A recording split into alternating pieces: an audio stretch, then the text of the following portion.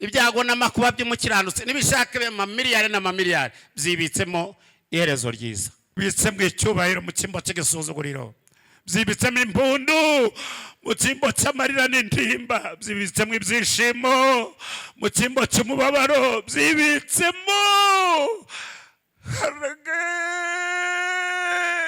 uyu no munzani w'abakristo tugiye kubamenya, n'abatari abayobozi tugiye kubamenya ejo bundi sikera. Irumvise haleluya. Nabazaniye ijambo rivuga ngo humura, ibyago n'amakuba by'umukiranutsi n'ibishaka b'amamiliyari n'amamiliyari byibitsemo iherezo ryiza. Ibyago n'amakuba by'umukiranutsi byibitsemo iherezo ryiza. Ababyumvise haleluya. Twasomye amagambo yavuzwe n'umwami Dawidi, aravuga ngo amakuba n'ibyago by'umukiranutsi. Mwumvike bakristo, hari igihe duhura n'indambara, twahura n'ibyago, abantu bagatuka Imana bakayivaho. Ntihavuze ibyago n'amakuba by'abapagani, oya. Amakuba n'ibyago by'umukiranutsi inyangamugayo, Imana itangira ubuhamya abera.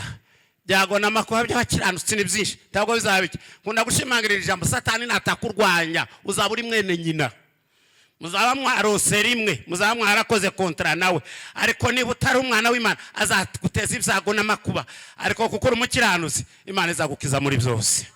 Ababyumvise haleluya. Dawidi niko yabivuze. Reka twigire ku buzima bwa Yobu. Uyu mugabo ahora ntangaza. Umugabo Imana yatangiye ubuhamya, ibaza Satani ngo wabonye uturutse ndati gutambagiriza, wabonye umugabo mukiranutse, umugabo w'intungane, wubaha Imana, akirinda n'ibibi. Satani avuga ibyo ashakaga, Imana ari imutangira ubuhamya. Sabana aho twaganiye mu gitondo nabwiye ngo hari umuntu uzahaguruka agatanga ubuhamya, wanareba ukabona ndasa n'ubuhamya, ukabona ko aratubeye ni igipindi gusa ariko dutera, ariko wamureba ukabona ndasa n'ubwo buhamya ariko avuga. Ariko Yobu Imana bari yihamya, abari imutangira ubuhamya. Ndavugamwo ubuzima bwe mu bice bitatu. Igice cya mbere afite byose, aguwe neza, ntacyo akeneye.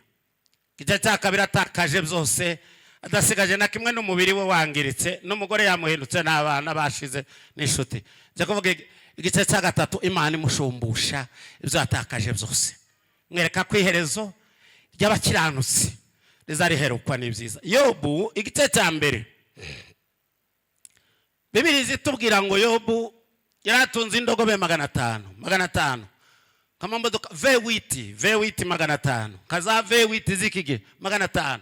Kuko indogobe nizagereranywa n'amamodoka, na Yesu yagendeye ku ndogobe, cyana cy'indogobe nizo zari amamodoka n'amafarasiyo, zari bifaro by'intambara.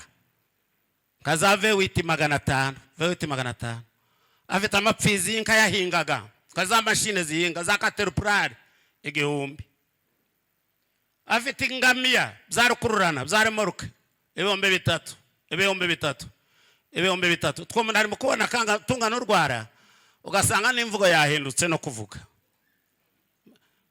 3,000 afite ndame 7,000. Bibiliya yatubwira ngo amoya yayo yayakuragamo imyenda yo gufasha abakene. Afite abahungu 7 n'abakobwa 3. Abagaragu Bibiliya ntitubwira uko banganaga. Abantu bose bifuza kuba inshuti za Yobu. Amahirwe amusekera inyuma n'imbere, hirya no hino ari uw'icyubahiro.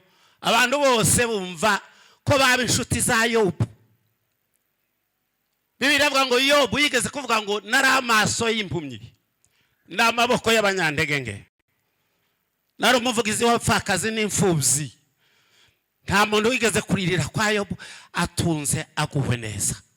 Murumva ubwo buzima turangana nabwo, ariko Imana ngo buke yemera ko atakaza byose. Nongere mbibutse kibakiranutse ba Kristo, icyo gice Imana izemera ko tugicamo. Icyo gice cya kabiri niwo munzani uzotwereka abakunda Imana n'abatayikunda, intwari n'abatari intwari, abaza badutera igipindi hano. Umugabo umwe niwe numvise ariko babwiriza mu rusengero yashyushye, abwiriza, umugore aramwegera ati atureke tuze twigumira mu rusengero, undi ati kubera iki? Ati iyo turi mu rusengero zuba mwiza, ariko twagera mu rugo nkayoberwa bwa bwiza iyo bwagiye. Abantu benshi ni beza hano ariko ubwiza ni hariya. Musi tuzashima tugahimbaza cyane, ibibazo byatugoze ijoro rikavuga ngo ndiyo. Satani atakaje agaciro, ijoro rihawe icyubahiro. Uwo munsi Imana izabona ko twahimbaje bya sawa sawa, atakaza byose. Umunsi umwe yicaye, cyo ni igice cya kabiri kuko twicaye. Mbitse ya mbere mugara turabizi Yobu, za ndogobe zawe 500 n'aya mafizi yahingaga abasheba babinyaze bicisha abagaraga inkota, nije warokotse uje kubikubikira akicayeho.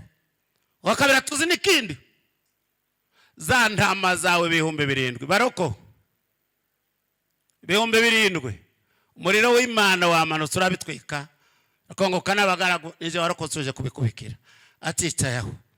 Wagatata tuzi n'ikindi cyabaye, zangamiye 3,000 zarukururana 3,000 Abakarudaya biremyemo amatsinda 3 barabinyaga bicisha abagaraga inkota, nije warokotse uje kubikubikira aticaye. Uwakanaraza atuzi n'ikindi, atabahungu bawe 7 n'abakobwa 3 bawe mu nzu ya mukuru wabo barya banywa banezerewe. Inkubi y'umuyaga ituruka mu butayu, tanya imfuruka enye z'inzu ibagwaho, nta numwe wavuyemo. Bakristo bacu beza, paruwase zacu nziza, turimo tureba iminsi turiko dusatira ya nyuma. Yo barenza amaso ibyo ngo umunsi yaramije kuramya n'ubukwiza kuruta ibindi byose.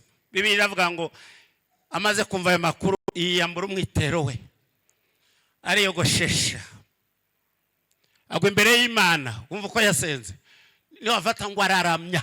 Bibiliya nusoma Bibiliya ijambo ry'Imana mu Kinyarwanda cy'ikige aravuga ngo araramya. Aravuga ngo navuye mu nda ya mama nambaye ubusa, zasubira no mu nda y'isi ntacyo nambaye. Ibyo dufite byose nta nakimwe tuzajyana. Aravuga ngo Imana niyo yabimpaye kandi Uwiteka niwe ubyishubije. Warangiza aravuga ngo izina ry'Uwiteka rishimwe. Ababyumvise haleluya, ababyumvise haleluya, abo turi kumwe haleluya. Uwiteka niwe wabimpaye. Yavuga ngo ibyo naruhiye, ibyo narariye ku ijoro.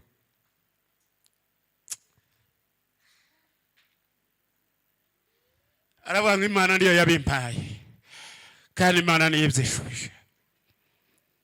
Aravuga ngo izina ry'Uwiteka rishimwe.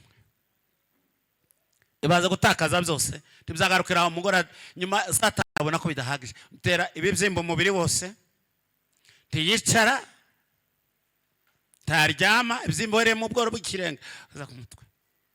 Satani aturuka mugore we kuko yabigenjeje kuri Adamu, aravuga ati uracyakomeje kubaha Imana, yituke yihakane wipfire. Arambwira ngo uvuze nk'umwe mu bagore b'abapfapfa, maboko y'Imana twahawe n'ibyiza gusa. Paulo yandikira Abafilipi igice cya mbere umurongo wa 29 na 30, haba ngo twahawe kwizera Kristo gusa, ubwo twahawe no kubabazwa kubwe. Ababyumvise haleluya cyane haleluya. Twahawe kumwizera gusa, twahawe no kubabazwa kubwe. Zafari Birudadi na Efazi bamuzana bamubwira ngo nta mukiranutsi Imana yareka. Ngahore na biriya iyo ugeze muri ibyo bihe, reka nongere kubwira, nugera mu bihe ahuye no gutakaza byose wari ufite muri Efazi, uzasurwa n'abantu mu buryo butatu. Abambere bazagusura nabaje kuremereza ikibazo kugucyurira. Ikibazo niba cyari gifite ibiro 50 kunda koyivuga, bazakivuga kigira ibirishana kugira ngo upfi. Niyo bazabaza akabwira ngo sigaye hewe ngubaye wabakiwe, uzabyitwara mwotewe ko bicitse bikayoberana. Ko baraza ngo ikibazo cyari gifite uburemere ibiro 50 kigira ishana upfi. Uzasurwa n'abaje kuremereza ikibazo. Abakabiri uzasurwa n'abacuruzi b'amagambo. Abacuruzi b'amagambo uvuga biri bayabyaza umusaruro wa 25 yihagazeho kwa rukwikomeza. Nje namubonye yahahamutse babibyaza ibyo utavuze. Abagatatu ni inshuti magara, baza kubwira ngo ni ibisanzwe nta joro ridacya, nta mvura idahita, igifite itangiro kigira n'iherezo. Komeza n'abandi bariho bakomeye nkawe. Haleluya. Ariko Yobu ntigaza abona kumuhumuriza, abona abo kumuca intege gusa no kumubwira ibyo. Ariko Yobu avuga aya magambo meza. Baroko Yobu igice cya 19 umurongo wa 25 abwira ngo nje ubwanje nzi yuko umucunguzi wanje ariho kandi amaherezo ko azahagarara kwese. Uru rwanje ni rwambara kubora, zareba Imana ntagifite uyu mubiri, zayitegereza n'amaso yanjye atarayundi. Where shall I grow the praise glory? Where shall I kill the glory the pride? Where shall I get the glory the praise glory? Right, kill where the pie? Where shall I? Igice cya 23 umurongo wa 10 abwira ngo Imana izinzira inyuzamo, Imana irakunda, nimara kungerageza nzavamo sane zahabu. Ababyumvise haleluya. 27 umurongo wa 3 kweza kwa 6 aravuga ngo ubugingo bwanje buracyari buzima, mwishira urubanza sinigeze mpemuka. Ubuzima bwanje ubugingo bwanje buracyari buzima kandi umwuka w'Uwiteka niwo utuma mpumeka. Umurongo wa 5 aravuga ngo ugeze ubwo nzapfa sinzikura kuba inyangamugayo, gukiranuka kwanje ndagukomeje kandi ntabwo nzakureka, ntacyo umutima wanje uzanshinja ngiriho. Abo turi kumwe haleluya. Iyo faze icyo gice cya 2 akomeza gukiranuka atakaje byose. Baroko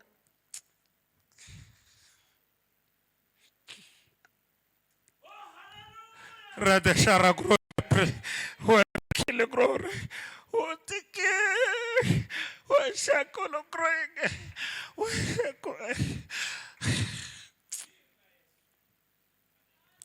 Icyiciro cya 3 nicyo naje kukwifuriza.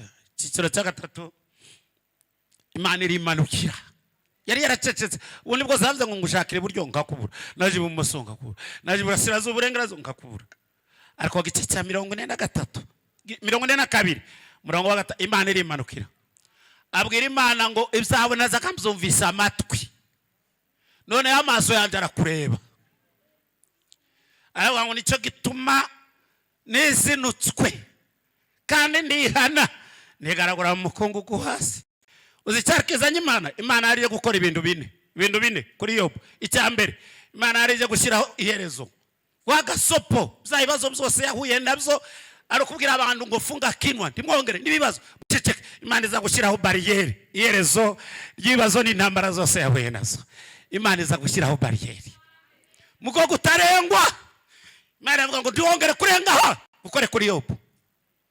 Imana iza guha ibibazo gasopo, ibibazo byawe wahuye ijambo uyu munsi Imana ikabiha gasopo we. Haleluya. Gasopo ntiyongere gukora kuri Yobu. Cya 2 Imana izanwa no kumwomora inguma ntimbanaga yaramaranye njyamyaka gupfusha abana, gapfusha umubiri, mugora kaguhinduka, ishote ziramuhinduka, nta n'umwuka uri muri we. Imana izakomora umutima we. Imana urwa no kumwomora.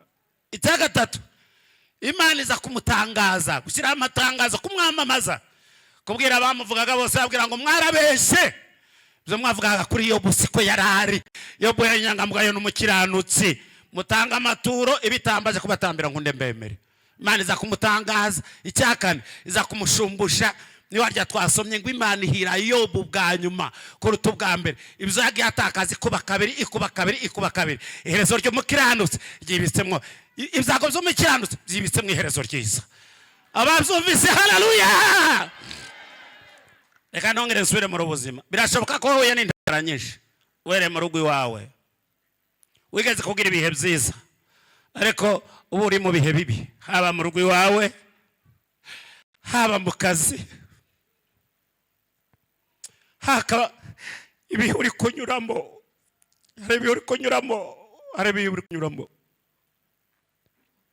ibihe byiza byararangiye, ibihe bya 2 urimo kwibaza ngo Imana iri he. Imana senga. Ari imisozi narayizamutse, nasengeye mu mazi birya bari mu kutubwira, ntaho ndasengeye, ariko ndaki Imana yakoze. urashobewe. Naje kubwira ngo urashobewe ugoswe n'ijana. Naje kubwira ngo Imana ntiyakuretse. Imana iracyagukunda. Si igihano wahuye nacyo niba atari ingaruka z'ibyo wakoze. Nta gihano, humura. Hirya y'ibi bibazo hibitse, Imana yibitsemo iherezo ry'ibyiza ku buzima bwawe. Ababyumvise haleluya. Yabikora none yabikora ejo itanabikora. Hirya y'ubuzima niho hari ubundi buzima. Naje kukubwira ngo Imana yumve gusenga kwacu, ize gushyira iherezo ry'ibyo bibazo byawe. Ibwire ngo gasopo ntukongere kandi kurengura urubibi. Imana yombora umutima wawe umaze igihe ukomeretse, umutima wawe umaze igihe ubabaye. Imana ireba intimba n'agahinda kawe. Imana ize komora umutima wawe. Cya gatatu, Imana ize kwamamaza gukiranuka kwawe kumuseko utambitse. Yamamaze ivuga ngo ibyo mwamuvuzeho ni ibinyoma, dore ndi Imana yiwe. Imana yamamaze gukiranuka kwawe kumuseko utambitse. Icya kane, Imana yo mu ijuru ikube kabiri igushumbusha ibyo wari waratakaje, abantu bose babirebesha amaso bazamenye ko Imana ari Imana yawe. Ababyumvise haleluya. Kugira ngo Imana ibigukorere hari icyo usabwa, komeza gukiranuka gusa. Kabwiye itorero ry'Simuruna were kuri cyangitse cya kabiri umurongo w'8 ukaza kurangiza umurongo wa 10. Manavuze ngo nzi amakuba yawe, nzi n'ubukene bwawe, nzi n'ibitutsi utukwa n'abiyita Abayuda, abiyita Abakristo musengana, abiyita abaririmbyi muririmbana, abiyita abanyamasengesho musengana, abiyita komite mukorana. Nzi n'ibitutsi utukwa n'abiyita Abayuda, nyamara atari bo, arabo mu isinagogi rya Satani. Reka mabwirike, nukuri aho tugenda hose tugendana n'isinagogi ya Satani. Nukuri uzavuga ibintu uri kubikomeza, abisinagogi rya Satani bari kwabitesha agaciro, ubikomeza babyambura agaciro. Ushaka ko bije imbere, abandi babyitambika imbere ngo bipfe, bazana urucantege. Araba ngo nzi n'ibyo bitutsi tukwa nabo ngabo, ariko Imana ivuga ngo ntutinye. Naje kubwira ntutinye, ubwira ibyo bibazo ngo Imana yambwiye ngo sintinye. Nagutangarije ubitangariza ngo nabwiye ngo sintinye. Ugiye kuzabazwa, dore Satani agiye gushyirisha bamwe mu nzimbo ngo mugeragezwe, muzamara iminsi 10 mubabazwa, ariko aravuga ngo uje kiranuka uzageze kugupfa. Ngicyo uhagarare kugukiranuka nshuti, uhagarare kugukiranuka we. Abantu bakwange ntukangane, abantu bagutuke ntugatukane, abantu bagusebye ntugasebanye, abantu bizagukora ntukabibakorere wowe. Uzo kiranuka uzageze kugupfa. Yesu aravuga ngo nanjye nzaguha ikamba ry'ubugingo. Ibyo uri kucamo byose humura, byibitsemo iherezo ryiza. Ubwiza buri hariya, umunezero utagira iherezo, impundu ziteka, ubuzima buzira umuze, ubutunzi butarimo igihombo. Imana imira bitegura ni nyuma y'ibi ngibi. Humura, ibyo camo byose ukiranuke gusa, kuko amurimbyi avuze ngo maze icyo gihe azazira azasange mwiteguye, nambaye gukiranuka nta nenge nzaba ngifite. Aho none ndi wacitse intege, ndiwatangiye kugenda mu zindi nzira zitari z'abarokore, aho ndi waguye, aho ndi ushaka kuva mu gakiza, Satani reka kugira ngo nta mukiranutsi wahura n'ibyo wahuye nabyo. Reka ndongereshe imangiriki, ni ukuri gufunga zimwe mu nsengero si ishyano ryaguye, si igitangaza, si ishyano ryaguye, ahubwo no mu nzano zatwereka Abakristo tugiye kubamenya. Abakristo tugiye kubamenya, uyu no mu nzani w'Abakristo tugiye kubamenya, n'abatari abayobozi tugiye kubamenya. Ejo bundi sikera ibi ngibi no mu nzani uzabatwereka, ariko ntimutinye ibyo tugiye gucamo byose. Hirya y'ibi ngibi niho hari ingororano. Ababyumvise haleluya. Aya magambo yaje ari yawe, humura. Amakuba n'ibyago by'Abakristo byibitseho iherezo ryiza. Yewe wacitse intege we, wari ufite amajwi menshi yavugiraga muri wowe, Imana yaje kuguhumuriza iciye muri aya magambo. ubishoboye wahaguruka tugafatanya gusenga Imana ukayibwira ngo nyambika imbaraga zituma nshya muri ibi ngibi ndi inyangamugayo ndi umukiranutsi mpagararanye nawe ibindi nabitakaza ariko nkomeze gukiranuka kwanjye.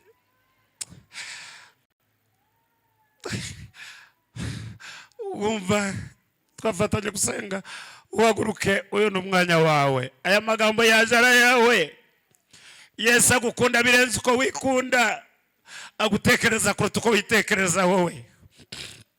Ubuzima bwawe bwariko buja mu kaga ariko uyu munsi humura humura humura humura witinya humura humura humura humura zuri kucamo byibitsemo iherezo ryiza ibitsemo icyubahiro mu cyimbo cy'igisuzuguriro byibitsemo impundu mu cyimbo cy'amarira n'intimba byibitsemo ibyishimo mu cyimbo cy'umubabaro byibitsemo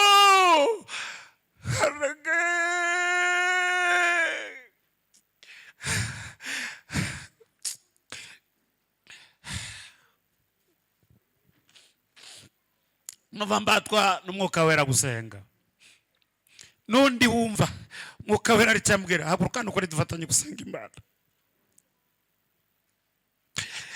Ore rade piccole sharagro ratikele brele gro rade shalada ko tatikele brele gro rade shalada pre ayegele gro rade kere arade brele gro rade shara arugambo maze migero kugejeje habi ugiye kugwa n'ukuri ariko Imana doya magambo ngubwira ngo zucamo byibitsemo iherezo ry'icyubahiro iherezo ryiza iherezo ry'icyubahiro iherezo ryiza iherezo ryiza. Uwiteka Mana yacu iri ni iteraniro ry'abana bawe waduhaye amagambo uzi imitima yabo uko imeze. Ibihe byiza banyuzemo byasimbuwe n'ibihe bibi by'imibabaro.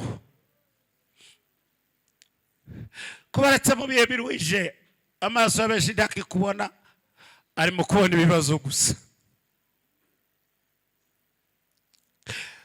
Bahagaze imbere yawe bagusaba imbabazi aho batitwaye neza. Amaso yabo yakanuriye ibibazo mu cyimbo cyo gukomeza gukiranuka kwawe muri bo. Aho batageze neza ubababarire. Maze kubabarira turakwinginga wuzure mu buzima bwabo, ukorere mu buzima bwabo, wiyerekanire mu buzima bwabo, wiyamamarize mu buzima bwabo, maze ubige igisubizo cy'ibibazo byabo byose uko byakabaye. Sobanukiwe buri wese n'ikibazo cye. Uri Imana izi byose ishobora byose iberaho icyarimwe. Ubuzuza imbaraga zibanyuza muri bihe bikomeye ari abakiranutsi, maze tukwinginga ushyiraho iherezo ku bibazo byabo. Turakwinginga shyiraho iherezo, shyiraho iherezo, shyiraho iherezo ku bibazo byabo. Womora imitima yabo,